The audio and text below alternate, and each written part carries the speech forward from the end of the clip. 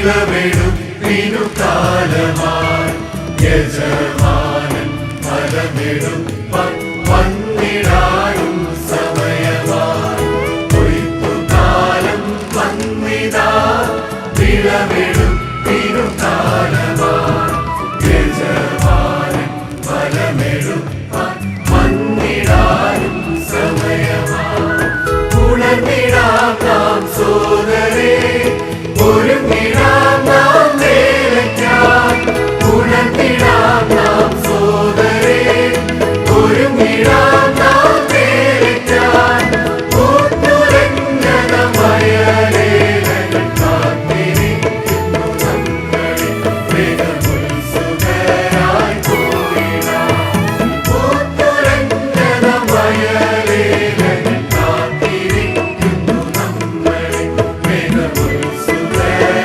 പോയിടാം കൊയ്ത്തുകാലം വന്നിതാ വിളവെടുപ്പിനു കാലമായി യജമാനൻ ഫലമെടുപ്പാൻ വന്നിടാനും സമയമായി. ഇന്ന് വായിക്കുന്ന വിശുദ്ധ വേദപുസ്തക ഭാഗം പുറപ്പാട് 19 അധ്യായം 1 മുതൽ 25 വരെ. ഇസ്രായേൽ മക്കൾ മിസ്രൈം ദേശത്തിൽ നിന്ന് പുറപ്പെട്ടതിന് 3-ാം മാസത്തിൽ അതേ ദിവസം അവർ സീനായിൽ ഒരു മരുഭൂമിയിലെത്തി. അവർ രബീത് ഭീമദ്വീപിൽ നിന്ന് യാത്ര പുറപ്പെട്ട് സീനായി മരുഭൂമിയിൽ വന്ന് മരുഭൂമിയിൽ പാളയമിറങ്ങി.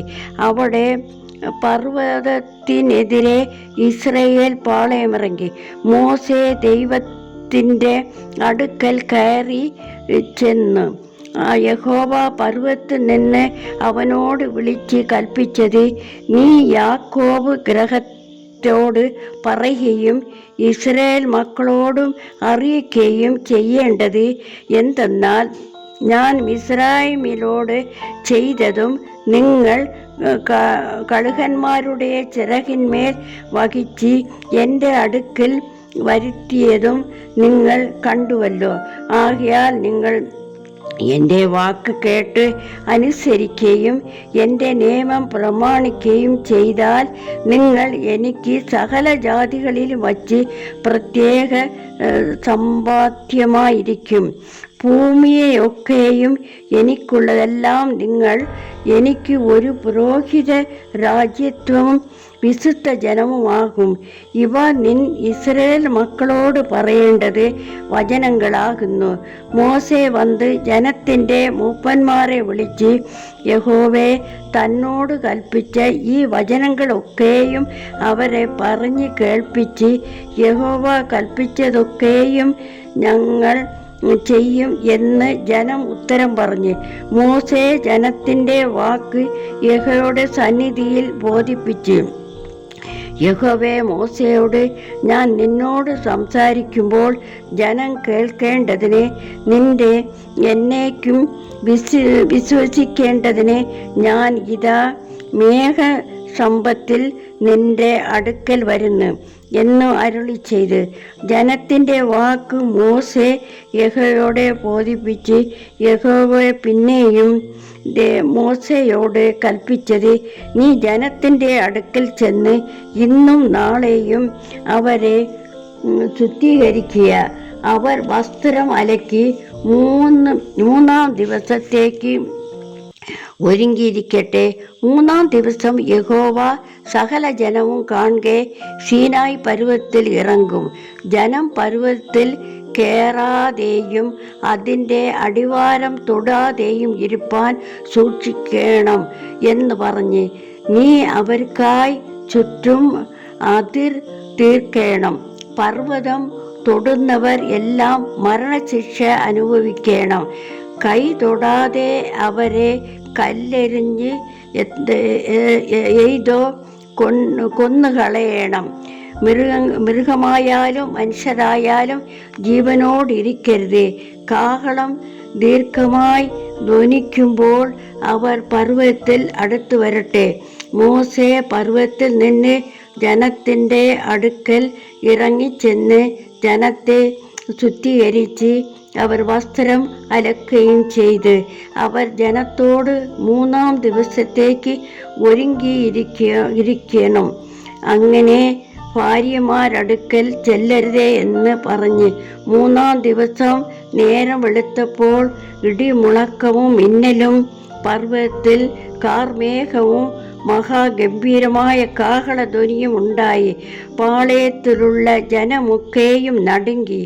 ദൈവത്തെ എതിരേൽപ്പാൻ മോശെ ജനത്തെ പാളയത്തിൽ നിന്ന് പുറപ്പെടുവിച്ച് അവർ പർവ്വതത്തിൽ അടിവാരത്തിൽ നിന്ന് യഹോവേ തീയിൽ സീനായി മല പർവ്വതത്തിൽ ഇറങ്ങിയാൽ അത് മുഴുവനും പുക കൊണ്ട് മൂടി അതിൻ്റെ പുക തീച്ചൂളയെപ്പോലെ പുകയെപ്പോലെ പൊങ്കി പർവ്വതമൊക്കെയും ഏറ്റവും കുലുങ്ങി. കാഹളധ്വനി ദീർഘമായി ഉറച്ച് വന്നപ്പോൾ മോശെ സംസാരിച്ച് ദൈവം ഉച്ചത്തിൽ അവനോട് ഉത്തരം അരുളി, യഹോവേ സീനായി പർവ്വതത്തിൻ്റെ കൊടുമുടിയിൽ ഇറങ്ങി. യഹോവേ മോശയെ പർവ്വതത്തിൻ്റെ കൊടുമുടിയിലേക്ക് വിളിച്ച് മോശെ കയറിച്ചെന്ന് യഹോവ മോശയോട് കൽപ്പിച്ചതെന്തെന്നാൽ ജനം നോക്കേണ്ടതിന് യഹോവയുടെ അടുക്കൽ കടന്നു വന്നിട്ട് അവരിൽ പലരും നശിച്ചു പോകാതിരിപ്പാൻ നീ ഇറങ്ങിച്ചെന്ന് അവരോട് അമർച്ചയായി കൽപ്പിക്ക. യഹോവയുടെ അടുക്കൽ പുരോഹിതന്മാരും യഹോവയെ അവർക്ക് കനി വരുത്തുവാൻ ഇരിക്കേണ്ടതിന് തങ്ങളെ ശുദ്ധീകരിക്കട്ടെ. മോശെ യഹോവയോട് ജനത്തിൻ്റെ സീനായി പർവ്വതത്തിൽ കയറുവാൻ പാടില്ല, പർവ്വതത്തിൽ അതിൽ തീരത്ത് അതിനെ ശുദ്ധമാക്കുക എന്ന് ഞങ്ങളോട് അമർച്ചയായി കൽപ്പിച്ചിട്ടുണ്ടല്ലോ എന്ന് പറഞ്ഞ് യഹോവേ അവനോട് ഇറങ്ങിപ്പോവുക, നീ അഹരോനുമായി കയറി വരിക. എന്നാൽ പുരോഹിതന്മാരും ജനവും യഹോവേ അവർക്ക് നാശം വരുത്തിയതിരിക്കേണ്ടെന്ന് അവൻ്റെ അടുക്കൽ കയറുവാൻ അതിർ കടക്കരുത്. അങ്ങനെ മോശെ ജനത്തിൻ്റെ അടുക്കൽ ഇറങ്ങിച്ചെന്ന് അവരോട് പറഞ്ഞ്. ഇതോട് വേദഭാഗം വായിച്ചു തീർന്നു.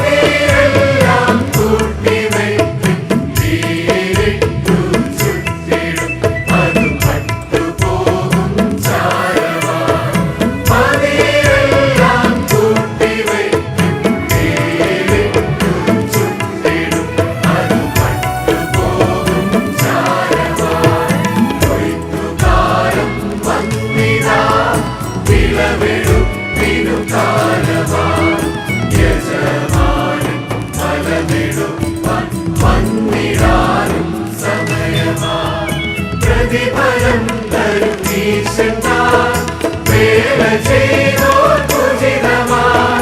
പ്രതിഫലം തരും ഈശന്മാർ വേല ചെയ്തോർ പൂജിതമാർ.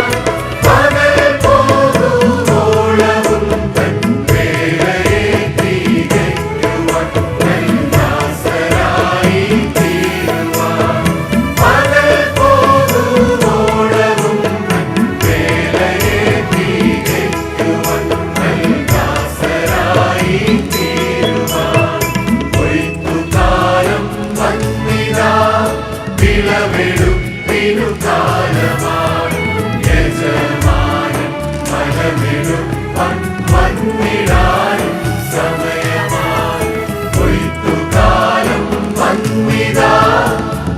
ഫലമെടുപ്പിനു കാലമായി യജമാനൻ ഫലമെടുപ്പ